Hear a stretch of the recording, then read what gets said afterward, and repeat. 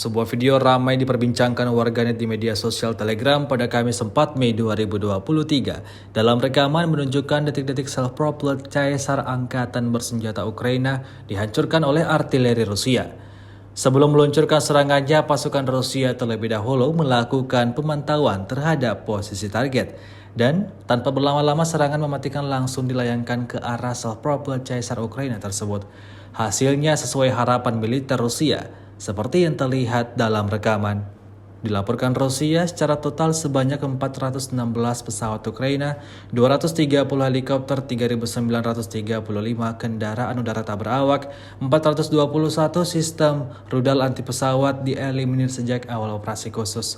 Dari kubu Kiev, Kementerian Pertahanan Ukraina melaporkan 520 tentara Rusia dieliminir dalam 24 jam terakhir. Total 191.940 prajurit Federasi Rusia meninggal sejak awal konflik hingga hari ke-434.